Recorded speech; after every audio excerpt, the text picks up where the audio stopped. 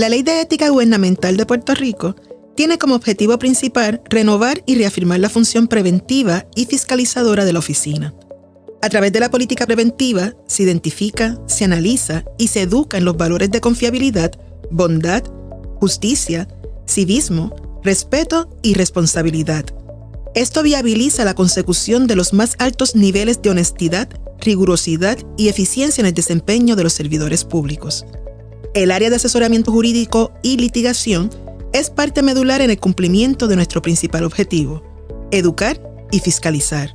Hoy en Praxis Ética contamos con la visita de la licenciada Maciel Hernández Tolentino, directora auxiliar de asesoramiento jurídico y litigación. Y con ella conversamos respecto al importante rol de esta área en la Oficina de Ética Gubernamental. Bienvenida, Maciel. Bienvenida y muchas gracias por invitarme a este espacio. Gracias a ti por sacar de tu tiempo. Antes de adentrarnos en asuntos más técnicos en el aspecto legal, me gustaría que nos pudieses contar en qué consiste el área de asesoramiento jurídico y litigación y cuáles son los roles más importantes que estos llevan a cabo en nuestra oficina. En el área de asesoramiento jurídico y litigación trabajan 8 magníficos abogados que se encargan de cumplir con 2 funciones básicas como parte de la política pública de la oficina. En primer lugar, una de nuestras funciones es prevenir futuras violaciones a la ley de ética a través de las orientaciones que le brindamos a los servidores y ex servidores públicos mediante consultas telefónicas, presenciales y por escrito. También, como parte de nuestra función en la agencia, pues somos el área que representa a la agencia ante los tribunales de justicia. En primer lugar, ante el Tribunal de Primera Instancia, en demandas de cobro de dinero contra los servidores o ex servidores públicos que han violado la ley y no han terminado de pagar la multa impuesta por la oficina. También representamos a la oficina cuando cualquier querellado presenta algún recurso extraordinario y tenemos que ir, como pasó recientemente en el caso de Zoraida Buxó, que tuvimos que acudir al tribunal y prevalecimos en ese caso con un recurso de injunction preliminar. Así que podemos entender que uno de los roles más importantes del área, ¿no? Además de ese recurso, ¿no?, de consulta, brindar esa información de forma previsoria. Exacto. A los servidores y ex servidores públicos, también está representar la oficina en casos tan importantes, ¿no?, como fue el reciente que acabas de mencionar, el de Zoraida Buxó. Exactamente. También acudimos al Tribunal de Apelaciones y al Tribunal Supremo en los casos de revisiones administrativas que presentan los querellados cuando no están conformes con las determinaciones o las resoluciones emitidas por la oficina. Así que es una gran labor la que tienen esos 8 colegas junto contigo. Efectivamente. Hablando de roles sumamente importantes, uno de ellos es el de prever, ¿no?, como habíamos mencionado. Uh-huh. Y este proceso ciertamente tiene un parecido con mi área, ¿no?, que es el Centro para el Desarrollo del Pensamiento Ético, porque se da a través de la educación. Exacto. Cada vez que a ustedes se les presenta una consulta, ustedes educan, ¿no?, presentan el planteamiento de por qué sí o por qué no y cuándo se puede estar en violación o no de la ley. En este sentido, ustedes a través de la educación le presentan al servidor público, ¿no?, la posibilidad de evitar incurrir en una violación. Exacto. Menciono el aspecto educativo porque si bien el CDPE, nosotros tenemos como labor principal diseñar y llevar a cabo iniciativas educativas en materia de ética, valores y desarrollo integral para toda la sociedad, una de las funciones principales también de ustedes es esa de consulta. Al respecto, ¿qué temas o artículos de nuestra ley son los que el área más recibe en materia de consulta? ¿Cuáles son esas dudas que casi siempre todo el mundo toca la puerta de el común de denominador? El casi común siempre. Denominador. Pues en el área, en materia de consulta, recibimos muchas relacionadas con las inhibiciones. Claro. Que luego podremos ampliar cuando el servidor público se encuentra ante una situación que le puede representar un conflicto de intereses. También un tema bastante recurrente es las responsabilidades adicionales cuando el servidor público quiere tener un segundo trabajo fuera de horas laborables. Que ahí hago una pausa rapidito, porque es bien importante compartir y resaltar, enfatizar un poco con los compañeros que nos escuchan, lo importante que es poder notificar oportunamente al patrono, ¿no? A la autoridad nominadora. A la autoridad nominadora, hey, tengo un segundo empleo. Y no es que no lo tenga, que es lo que nosotros indicamos, es poderle notificar, porque es la autoridad nominadora quien puede determinar si esas funciones adicionales están en conflicto o crean algún conflicto con sus funciones oficiales. O sea, que aunque legalmente permitido que puedas tener, ¿verdad?, un segundo empleo, sabemos la situación en Puerto Rico, que la gente, pues, hoy más que nunca, tal vez necesitan ese dinerito extra, pero no puede estar reñido con su función en el servicio público, porque el empleo público es su primer empleador. Exacto, así que, o sea, no es opcional. No es opcional. Ante la ley orgánica de la Oficina de Ética, usted siempre debe de notificarle a la entidad nominadora, entiéndase, a su patrono. Exacto. Que usted o va a ser contratado para un segundo empleo o usted tiene un segundo empleo, una segunda actividad. Exactamente. Y me corriges, pero entiendo yo que como parte de segundo empleo también se interpreta cualquier labor voluntaria. Exacto. Cualquier cosa que fuera de horas laborables, pues está ocupando un espacio. ¿Por qué? Tal vez si la gente que está de 8 a 4:30, que son empleados no exentos, pues no tiene tanta repercusión. Pero un empleado exento sí, porque en principio, en cualquier momento te pueden requerir que hagas una labor fines de semana. Aquí. Exacto, en función, ¿verdad?, de la envergadura de tu puesto. Entonces, por eso es muy importante. Te voy a dar una anécdota que, ¿verdad?, un poco jocosa, y ya hace un poco de tiempo, cuando Peter Hans, pues, era parte del cuerpo de la policía, pues él quería ser stripper. Recuerdo. Y vino a la oficina. Y volvemos, o una persona que no sea parte del cuerpo policial, pues no pasa nada. Pero a él, pues se le indicó que no, porque aunque era algo lícito, pero pues afectaba la imagen de la agencia que representaba. Porque o sea, que si mal no recuerdo, él utilizaba un uniforme creo que de policía como parte de su performance, ¿verdad? O de su espectáculo. Entonces, son cosas así que hacen que la persona pueda entender mejor este artículo. También, pues, lamentablemente, hace poco tuvimos una desgracia de un maestro que, volviendo de su segundo empleo a su casa, pues falleció en un accidente de tránsito. Y la cuestión es que eso mismo, salía de ser maestro, trabajaba de guardia de seguridad por la noche y obviamente estaba cansado, extenuado. Entonces, pues se quedó dormido. O sea, este acto fatídico pues nos demuestra que muchas veces no es que el patrono no quiera permitirte, es que necesitas un descanso. Es que en esos casos pues después no puedes rendir al máximo en tu función primaria. Exacto. Claro, y también hay que velar que ese segundo empleo, esa segunda actividad, así sea voluntaria que se realiza, no contravenga, ¿no?, los principios de la propia ley de ética. Exactamente. Y evitar tus funciones, exacto, como servidor público y evitar tan siquiera la apariencia, ¿no?, de conflicto. Exactamente. Bien, entonces, otra área más de las que reciben consulta. Exacto, otra área también que recibimos consulta son las relacionadas con las restricciones de las actuaciones de los ex servidores públicos una vez se separan del servicio. ¿Qué pueden hacer? ¿Qué no pueden hacer? Súper importante. Si han ejercido alguna acción oficial y alguien luego lo quiere contratar, el tiempo que tienen que esperar para esas restricciones. Y pues nosotros tratamos de orientarlo para que no incurran en ninguna violación. Que para beneficio de los que nos escuchan, la ley de ética en sus artículos establecen unos términos. Exacto. Tanto para el ex servidor público poder volver a ser contratado, ¿no? ¿Me corriges? Exacto, sí. Hay unas que son de 1 año, otras son de 2 años y otras son la prohibición es para siempre. A perpetuidad. A perpetuidad, exacto. O sea, que dependiendo del escenario, pues nosotros le explicamos, le decimos, mira, puedes, pero por 2 años. No puedes por 1 año. Puedes porque hay unas excepciones, ¿no? Y precisamente hablando de eso, luego la otra consulta que nos viene mucho es las autorizaciones. Y ahí está la de ex servidor público precisamente. Okay. Que si tú vas a contratar con tu ex agencia, pues la agencia por 2 años tiene que pedir autorización a la oficina y demostrar las circunstancias excepcionales, porque si te acabas de ir, ¿por qué te voy a retener? Exacto. Así que esa es una de las autorizaciones que damos en la oficina. La otra autorización que damos es para nombrar, ascender o remunerar a un pariente de la autoridad nominadora o de un servidor público que tiene la facultad de decidir o de influenciar a la autoridad nominadora en dichas transacciones, que es lo que comúnmente las personas denominan por ahí como nepotismo.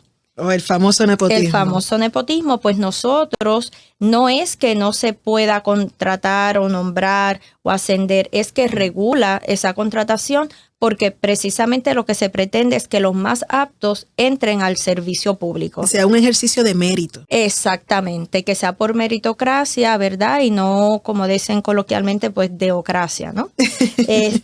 Y también la otra autorización que damos es para contratar con parientes de la autoridad nominadora o de un servidor público de la agencia. O sea, que está para nombrar, ascender y remunerar, para contratar y para contratar ex servidores de la propia agencia. Sí, que esas serían, si uno fuese a nombrar o a identificar las 3 consultas principales, esas serían las que más nos llegan a nosotros a la oficina. Sí, porque es que como son el área de prevención, definitivamente lo que se quiere es que antes de actuar, pues consigan la correspondiente autorización o el consejo, ¿verdad? El artículo de la ley que la aplique para prevenir que violen las disposiciones de la ley. Aquí el principio, en otras palabras, es que usted aquí no aplica el refrán de mejor pedir perdón que pedir permiso, sino todo lo contrario. Todo lo contrario. Lamentablemente, si no aplicas bien el refrán, lamentablemente podría encontrarse en una violación ética. Así que es bien importante, siempre recuerden, consulten con la oficina, el área de la licenciada Hernández, porque ante la duda, saluda. Exactamente. En lugar de ya luego decir no sabía. Y aprovecho que en nuestra página de internet están disponibles y públicas las consultas. Exactamente. Hay un área de nuestra página o nuestro portal de internet donde están todas las consultas, están al día hasta el mes de febrero que acaba de finalizar, y cualquier duda pues pueden entrar, buscar por el artículo de la ley o por el tema. Pueden poner el tema, un ejemplo, contratación, si se saben el nombre de la persona y creen que pide una autorización, pues contratación o nombramiento, ponen el nombre y ahí si hay algo le va a aparecer todo relacionado con ese nombre. Exacto, y también aparece si la oficina en efecto autorizó o no autorizó. Exactamente, la transacción. Es una herramienta muy útil, sobre todo para la transparencia en el servicio público, y los periodistas que llaman a nuestra compañera Jennifer, pues también es una buena herramienta para ella y para ellos, que cuando hay algún issue en el país, lo primero que hacen es pidió autorización, fue a la oficina de ética, se inhibió. Entonces, pues realmente es una herramienta muy importante para ayudar en la fiscalización de los servidores públicos. Claro, y me encanta la palabra transparencia, ¿no? Es una información que está disponible para todos. Todo ciudadano puede tener acceso a nuestra página de internet, eticapr.net, y bajo el área de asesoramiento jurídico, bajo consultas, va a identificar consultas, y ahí usted tiene todo el listado de todas las consultas que se actualiza de forma mensual. Exactamente. Bien, sabemos que nuestra ley orgánica reglamenta la conducta de los servidores públicos de la rama ejecutiva, y eso también es importante señalarlo, porque en ocasiones uno lee en la prensa o las expresiones que hacen otros servidores públicos de otras ramas. Exacto. Y dan a entender, ¿no?, que el alcance de la Oficina de Ética Gubernamental cubre todas las ramas. La rama y todos los servidores públicos, y siempre es importante recordar que es a la rama ejecutiva. Y también sabemos que establece ciertas restricciones para las actuaciones de los ex servidores públicos de dicha rama. Dicha pieza legislativa presenta diversos mecanismos, entre ellos el que ya habíamos mencionado, que es el de la inhibición, que tiene como norte evitar que se vulneren los procesos decisorios en los que participa el servidor público, ya sea por menoscabo de su independencia de criterio en el desempeño de sus funciones o por el famoso conflicto de interés. Ahora bien, Maciel, para empezar y en beneficio de quienes nos escuchan, ¿a qué nos estamos refiriendo concretamente cuando hablamos del famoso conflicto de intereses? Pues es aquella situación en la que el interés personal o económico de una persona está o puede razonablemente estar en pugna con el interés público. Esta, ¿verdad? Para poder visualizar mejor esta figura, se reglamenta en el artículo 4.2G de la ley, cuando se indica que un servidor público no puede intervenir directa o indirectamente en cualquier asunto en que él o su pariente tenga un conflicto de intereses que resulte en la obtención de un beneficio. Porque lo que se quiere es que se mantenga separado el interés personal del interés público y que en estos casos prime el interés público. Por aquello de la transparencia. Por aquello de la transparencia y porque vinimos a servir, no a servirnos. Exacto. Y también nuestra ley en sus definiciones provee a qué se refiere con parientes. Exacto. Y te dice, bueno, en el pasado nuestra ley hablaba de grados de consanguinidad y de afinidad. Se podía entender que para una persona que no es abogada, pues a veces le resulta un poco confuso hasta cuarto grado de consanguinidad. Estar haciendo el arbolito. El arbolito con los palitos, que los abogados, ¿verdad? Sabemos de eso cuando estudiamos sucesiones, las bolitas con los palitos. Entonces se quiso hacer que las personas pudieran entender mejor y se pusieron directamente a qué pariente se refiere con cuarto grado de consanguinidad y segundo por afinidad, hacerlo más claro, que fuera más diáfano para los servidores públicos, porque muchos no son abogados. Exacto. En innumerables instancias, la Oficina de Ética ha expresado que ante un posible surgimiento de un conflicto de interés, el servidor público debe de inhibirse de participar en el asunto que da base al mismo. Te pregunto, ¿en qué consiste entonces esta inhibición? Porque entiendo que tenemos un mecanismo. Exacto. Vamos a decir que este mecanismo de inhibición es la herramienta que tiene el servidor público para evitar incurrir efectivamente en un conflicto de intereses. En estos casos, lo que le indicamos al servidor público que debe presentar una declaración o documento de inhibición en donde debe explicar cuál es el conflicto, cuál es la situación que le genera el conflicto y los pasos que va a seguir para inhibirse y no intervenir en ese asunto. Es como el efecto de la muralla china, ¿no? En los abogados, que claro, cuando hay en un bufete que gente está viendo diferentes casos, pues la famosa muralla china, pues en este caso sería pues ese mecanismo de inhibición.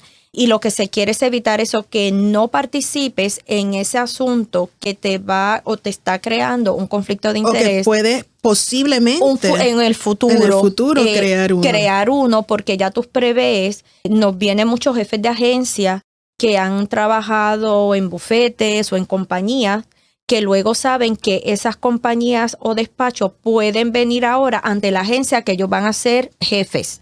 Entonces, desde ya, antes de empezar, ellos envían ese mecanismo de inhibición y dicen, mira, si viniese aquí a buscar un contrato o tuviese un bufete que viniera a representar a un cliente de ellos ante mi agencia, yo me inhibo porque trabajé en ese bufete. Y al igual que como hablamos anteriormente en las consultas, este mecanismo de inhibición, que es un formulario, ¿no?, que se llena y que está disponible. Es más bien un documento que lo crea el mismo servidor público, pero sí tenemos unas guías. Unas guías. Para que ellos entonces vean qué es lo que buscamos, qué perseguimos y les ayude en la redacción de ese documento. Y este documento que ellos van a redactar nuevamente funciona como en las consultas. No es que usted primero genere y cree la contratación o la relación. Y después venga a inhibirse. No es algo a posteriori. Exactamente. Usted tiene que primero, mire, de forma responsable y ética, tener claro si puede surgir algún tipo de conflicto. Y que ya usted lo prevé, porque usted sabe, ¿verdad?, dónde trabajó antes de llegar a ser... Exacto, del puesto que ocupa actualmente. Exactamente, las compañías en las que usted trabajó, en los despachos en que usted trabajó, y por la naturaleza de su agencia, sabe que podría existir la posibilidad de que vinieran a tratar de ser contratistas o a brindar un servicio a sus clientes porque esa agencia es fiscalizadora. Así que sí es muy importante que vayan ante la agencia y presenten su declaración de inhibición. También tenemos los trusts, que es los fideicomisos ciegos. También es otro mecanismo que utilizamos para proteger a ese servidor público que viene al servicio. En esos casos, normalmente pues pasa con gente que tienen empresas. Okay. Y esas empresas pues tal vez van a recibir algún dinero o interactuaban ya con esa agencia. Entonces se le dice, pues crea un fideicomiso ciego donde usted no sabe qué está pasando con sus ganancias ni sus bienes mientras usted es servidor público. Qué interesante. Entonces se hace el fiduciario y el fideicomitente. Entonces él delega una persona que no puede ser tampoco su familiar ni nadie dentro de estos grados prohibidos, porque lo que se quiere es que no sepas lo que está pasando. O sea, tú delegas la administración completa de tus bienes con ellos. Eso lo hizo Sila María Calderón. Recuerdo. Exacto. Pues obviamente sabemos que era una empresaria y que muchas de sus empresas, bueno, ya era accionista del Banco Popular. Y en ese caso, pues se hizo un fideicomiso y otros ex secretarios de salud también que pues tienen clínicas que reciben beneficio a través de los diferentes planes y cosas así. Entonces vienen, también nos pasa con los secretarios de Agricultura. Que muchos de ellos tienen ya sus fincas. Exactamente. Entonces ese es otro mecanismo que utilizamos para evitar el conflicto, los fideicomisos ciegos. Qué interesante. Sí que como podemos ir viendo, las herramientas existen, los mecanismos están disponibles, las guías están a disposición de todas las personas interesadas, ¿no? Ya sea porque eres servidor público o porque vas a entablar algún tipo de relación contractual con el gobierno y quieres estar claro y salvaguardar, ¿no? Cualquier tipo de acción y que esté bajo el manto de la ley. Así que es bien importante, ¿no?, resaltar que toda esta información que estamos compartiendo, más allá de la disposición que tiene el área de la licenciada Hernández, de igual forma usted la tiene disponible en nuestra página electrónica. La ley de ética, de otra parte, presenta las prohibiciones éticas de carácter general para los servidores públicos. En tu experiencia, ¿cuáles de los incisos de los artículos de la ley de ética son los que más predominan en estos litigios? Los de sus funciones. Algo tan sencillo que a veces hay gente que tal vez no sabe, pero realmente estás apropiándote de propiedad pública cuando te pasas sacando copias. Exacto. Pues eso es propiedad pública y cuesta, ¿no? Se ve algo pequeño, pero si todo el mundo hiciera la misma conducta, pues al final son miles de dólares en papel. Exacto. Algo tan sencillo como eso. Que yo creo que es bien importante porque nos sucede en ocasiones los adiestramientos que cuando damos los ejemplos y los casos, ¿no?, que se han resuelto, las querellas que se han presentado, las personas se quedan como, wow, pero entonces eso. Y sí. O sea, no es solamente recibir un pago debajo de la mesa lo que constituye un acto de corrupción o una violación a la ley de ética.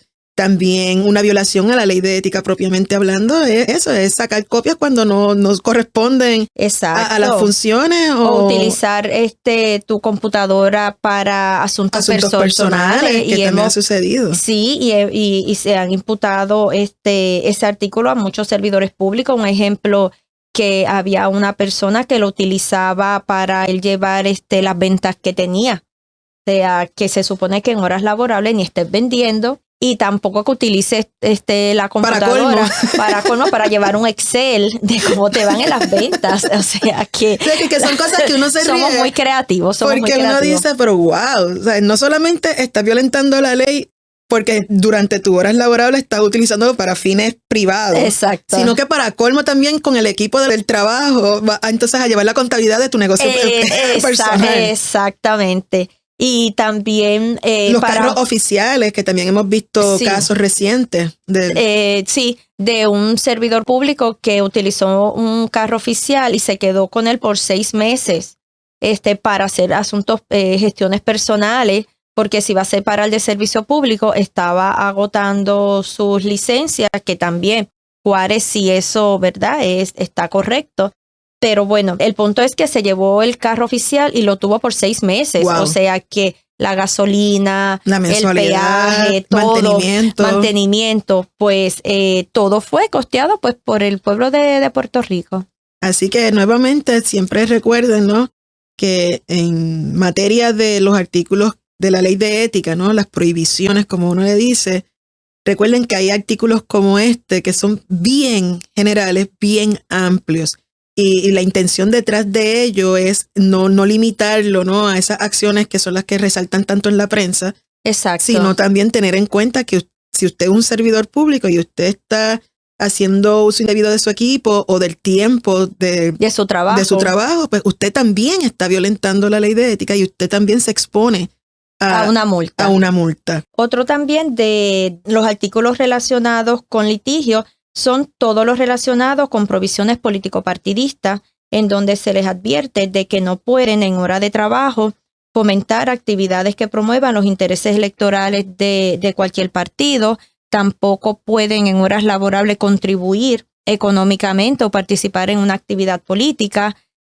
No pueden exigir o solicitarle a otro servidor público que lo hagan, que ya nos hemos topado con casos de alcaldes, jefes de agencia, que le piden a su equipo de confianza que cooperen con taquillas o vayan a trabajar en actividades político-partidistas, y eso está completamente vetado por nuestra ley. Y también uno de los artículos que también es zafa, como dijimos, del primero, es que no se puede llevar a cabo una acción que ponga en duda la imparcialidad e integridad de la función gubernamental.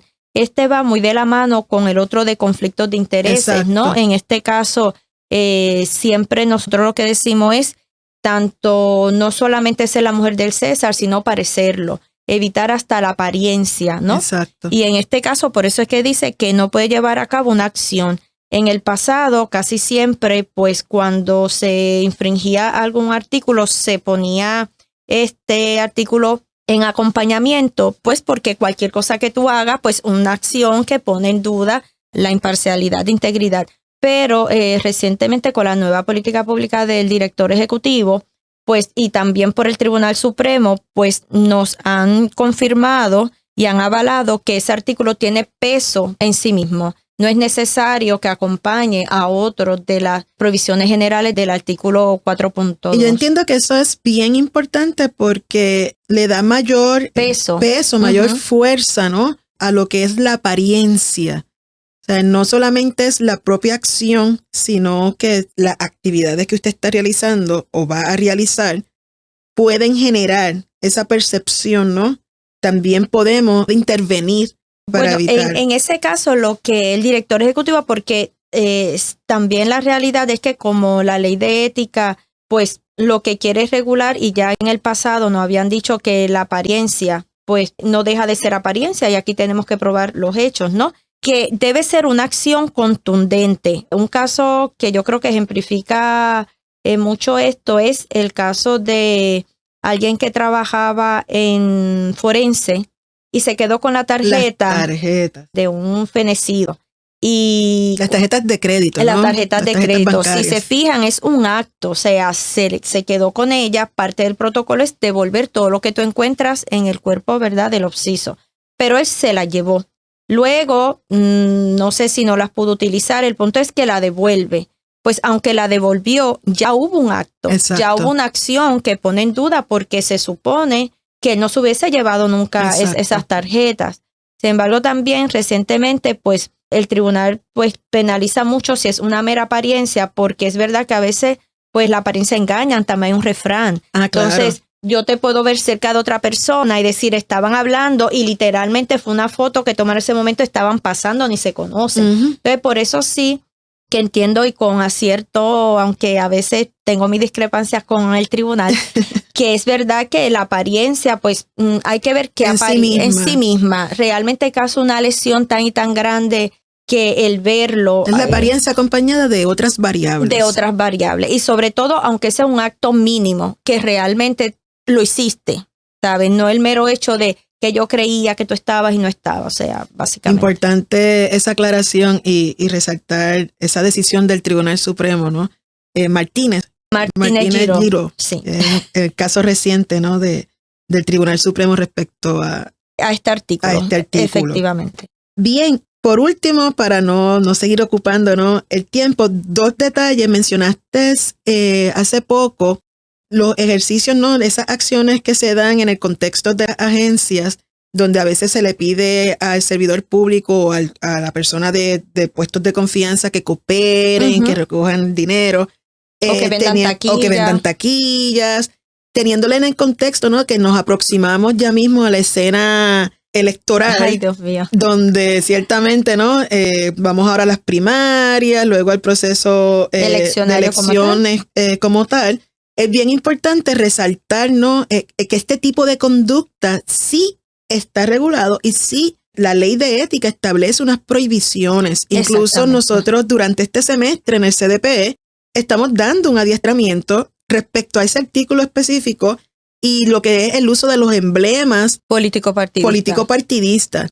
Y parte de esa iniciativa que hemos tomado en el CDPE es tomarle un poco la ventaja en la carrera a este inicio, ¿no? De lo que es el proceso electoral, para ir sembrando, ¿no? En los servidores públicos. Ya esa semillita de, mira, no se supone que en horas laborables usted esté haciendo alguna actividad que no sea las que están descritas en su puesto y en sus funciones. Y sobre todo en los casos de las alcaldías, ¿no? Donde esa persona pues quiere ser reelegida. Exacto. Y realmente pues tiene todo el andamiaje a su favor porque está en ese momento en el poder, ¿no? Y se supone pues que no utilice ni a sus empleados, ni utilice los coches del municipio, ni tampoco poner anuncios, porque él tiene pues todo el poder y tiene el dinero del pueblo para poder hacer eso y tendría una ventaja indebida frente al otro candidato que no, ¿verdad? No tiene todo este andamiaje. Así que se deben de cuidar de Y esto incluye, y hago énfasis en el servicio de confianza, porque recientemente se estuvo discutiendo unas multas que se impusieron a un empleado que era empleado de confianza. Y que le estaba pidiendo sí, todavía no te puedo dar el nombre porque no es final y firme, pero ya casi lo estamos ganando. Y efectivamente estaba solicitando dinero en horas laborables a su gente de confianza, a su equipo de confianza. Así que, nuevamente, este artículo aplica a todos los servidores públicos, sea usted de carrera, sea usted transitorio, sea usted de confianza, o sea usted el alcalde o el secretario propiamente. Y sobre de la todo, agencia. Si se encuentra en esa situación, puede llamarnos y indicarlo. Todos estos casos es porque esos servidores públicos se sintieron incómodos. Exacto. Y fueron ante la agencia y presentaron su planteamiento. Así que, en efecto, sin la ayuda de ustedes, los servidores públicos y la ciudadanía en general, no podemos llegar a estas situaciones porque casi siempre se dan en un círculo íntimo, a puerta cerrada, que solo alguien que esté involucrado en la situación pues puede dar la alarma. Exacto. Y ya nosotros en un episodio anterior estuvimos discutiendo con dos educadores senior, Catherine y Nelson, junto con Joaquín Jarque, un episodio que se llama De la queja a la acción, donde estamos resaltando no solamente la importancia de la denuncia, sino tomar acción cuando estos eventos suceden y usted es testigo de los mismos, cómo usted puede presentar un planteamiento ante la oficina de ética para que entonces la oficina pueda intervenir e investigar ese planteamiento. No, y ahora mismo estamos en una campaña publicitaria de PRECO, que precisamente es de la coalición anticorrupción, donde, ¿verdad?, el director ejecutivo es el presidente de la misma, y ahí precisamente donde se le está enseñando qué actos constituyen corrupción y a dónde pueden dirigirse las diferentes agencias que trabajan en conjunto para prevenir, ¿verdad?, y erradicar en la medida que todos queremos, pues, la corrupción. Importante ese detalle, y la campaña de PRECO también está disponible en nuestra página de internet, y el director de nuestra agencia, el señor Luis Pérez, ha estado en estos últimos días en un Media Tour, ¿no? Explicando en distintos foros la importancia de esta iniciativa y las herramientas que también están disponibles a través de la campaña de PRECO. Bien, por último, Maciel, y entonces ya con esto cerramos, pero no para una última vez, sino para una próxima ocasión. Yo encantada, tengo que decir que ha sido más agradable de lo que imaginaba. Es mi primera vez, siempre hay una primera vez, y te agradezco, Ana Teresa, de verdad que me hayas invitado. No, nosotros encantados con tenerte aquí en Praxis Ética, y en una próxima ocasión me gustaría que nos sentáramos a dialogar respecto a los casos, ¿no? Que se han estado discutiendo en los altos foros. ¿Qué consejo, licenciada Hernández, usted puede brindar a aquellos servidores y ex servidores públicos para evitar incurrir en violaciones con la ley de ética?